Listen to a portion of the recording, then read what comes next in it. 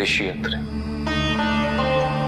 क्योंकि धन मूल आवश्यकताओं को पूरा करने में सहायक होता है। किंतु जब कोई व्यक्ति इच्छाओं को आवश्यकता समझने लगे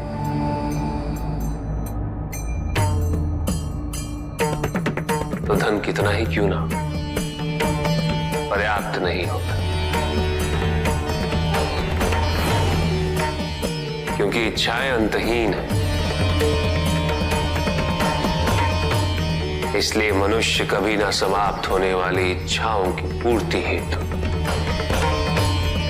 धन संचय को ही अपने जीवन का लक्ष्य समझ लेता है।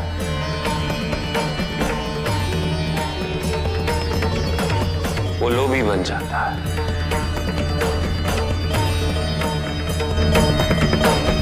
वो भूल जाता है कि उसके जीवन का मुख्य लक्ष्य ईश्वर के समीप आना है।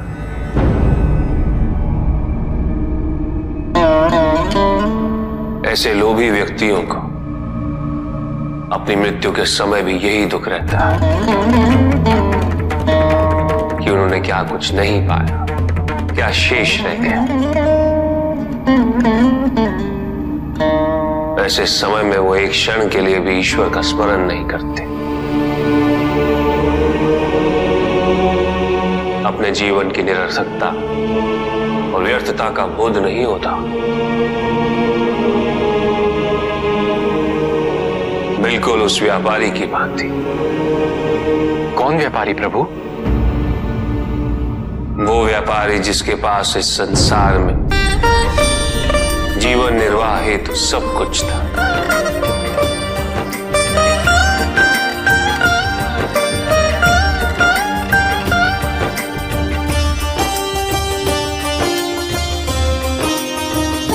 उसके पास घर था, छोटा था किंतु उसके परिवार के लिए पर्याप्त था।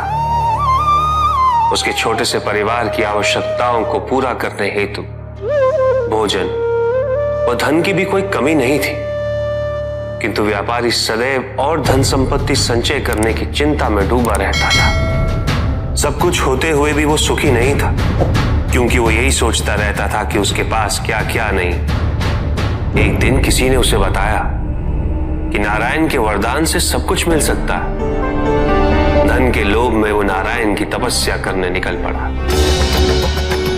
ओम वैष्णवे नमः। और इस प्रकार वो कई वर्षों तक नारायण की तपस्या करता रहा। ओम वैष्णवे नमः। ओम वैष्णवे नमः। ओम वैष्णवे नमः। ओम वैष्णवे नमः। वत्स,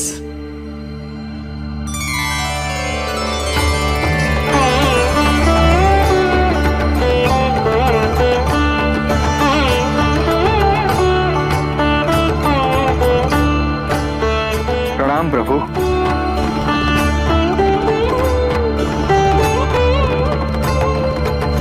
मैं तुम्हारी तपस्या से प्रसन्न हूं। मांगो, क्या वरदान मांगना चाहते हो? प्रभु, प्रभु मुझे समस्त संसार की भूमि चाहिए।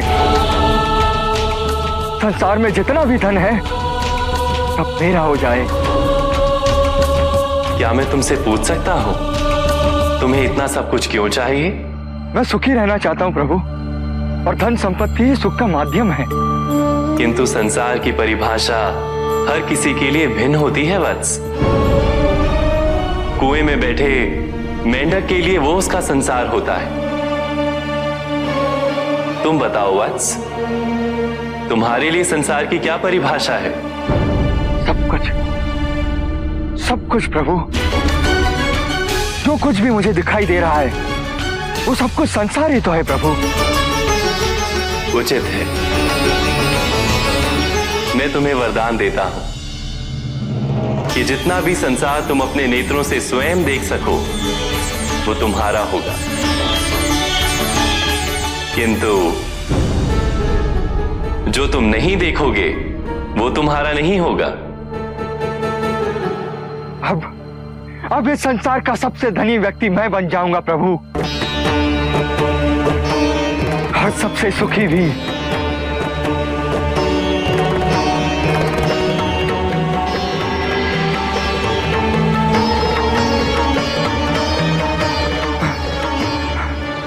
सब मेरा, ये सब भी मेरा। उसने सोचा यदि वो दौड़ के समस्त संसार को देख ले तो वरदान अनुसार सब उसका हो जाए। यहां से वहां, वहां से यहां, वो चारों दिशाओं में भागने लगा।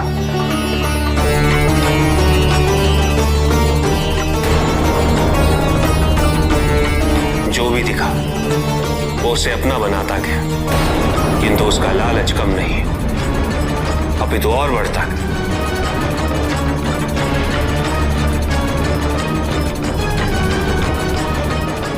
निरंतर भागते रहने के कारण शीघ्र उसका शरीर उसका साथ देने में असमर्थ हो गया।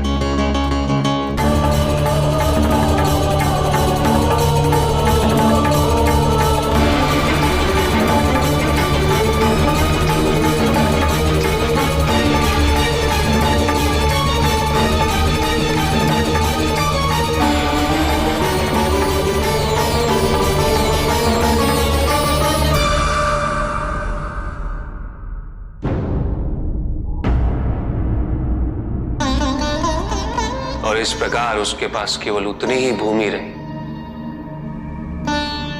जिस पे उसका मृत शरीर पड़ा हुआ था।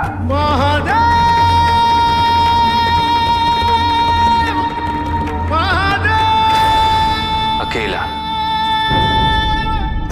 उसके पास उसके परिवार का सुख भी था, किंतु उसने उसका आनंद नहीं उठाया।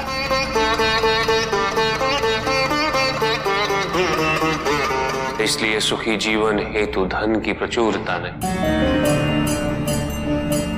अपितु अपनी इच्छा और आवश्यकता में अंतर समझना अनिवार्य है। किंतु प्रभु, जो पहले से ही धनी हो उसे क्या करना चाहिए? धन चाहे कितना भी हो ऋषियत्र, मूल आवश्यकताएं तो केवल उतनी ही। ढकने के लिए वस्त्र, पेट भरने के लिए आहार और शरण के लिए भवन। इन आवश्यकताओं के पूर्ण होने के पश्चात जो भी है वो इच्छा है। धनी व्यक्ति के पास जो भी अतिरिक्त धन होता है वो उसे दान करना चाहिए, उनके उद्धार के लिए जो अपनी मूल आवश्यकताओं को पूरा नहीं कर सकते।